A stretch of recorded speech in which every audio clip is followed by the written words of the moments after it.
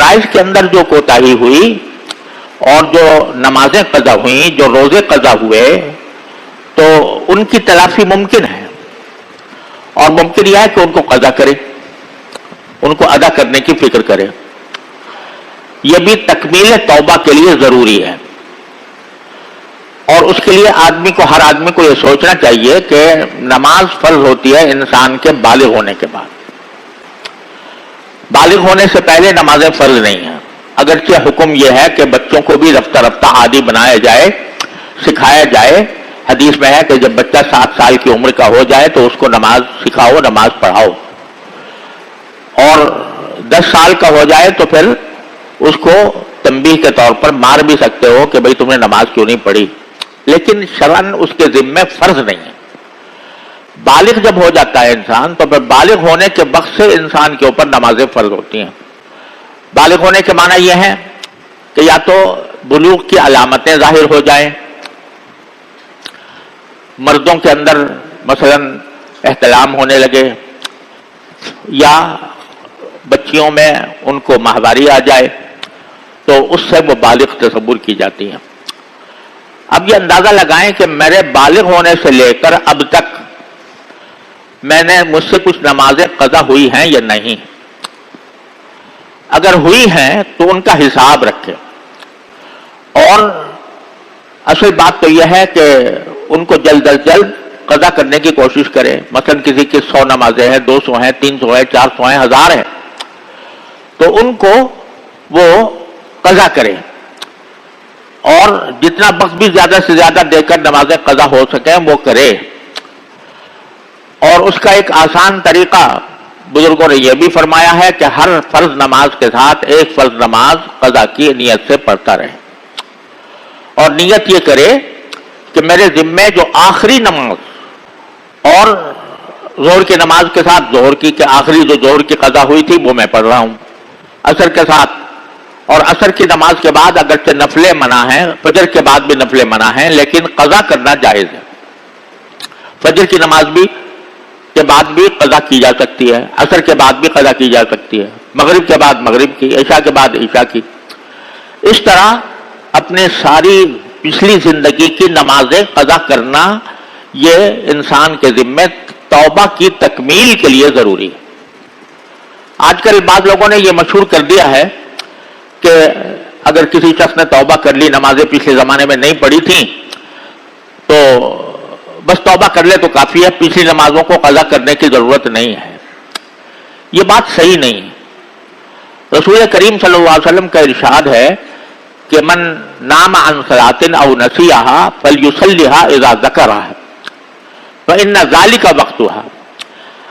کہ اگر کوئی شخص کسی نماز سے سو گیا تھا، سونے کی وجہ سے نماز چلی گئی، یا بھول گیا تھا،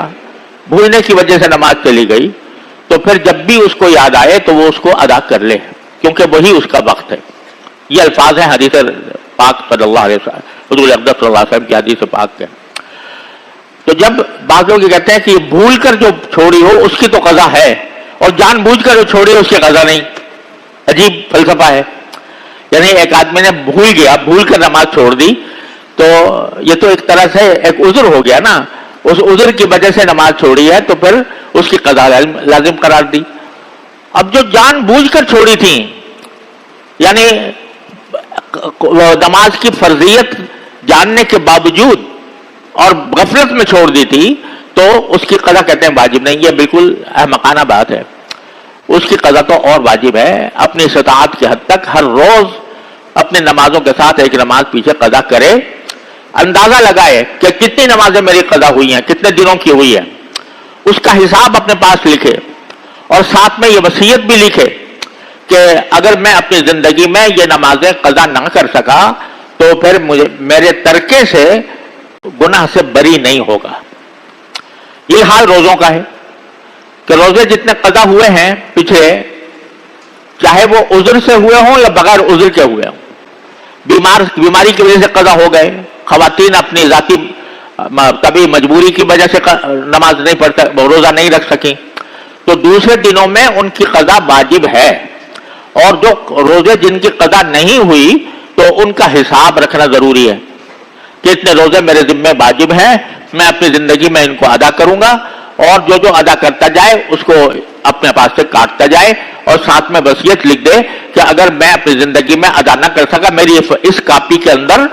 یا اس کاغذ کے اوپر میرے نمازوں کا, روزوں کا حساب لکھا ہوا ہے, اگر میں اپنی زندگی میں قضا نہ کر سکا تو جتنے باقی رہ گئے ہیں تو میں وصیت کرتا ہوں کہ میرے ترکے سے وہ ان کا فدیہ ادا کر دیا جائے. یہ بھی تکمیل توبہ کی ضروری ہے.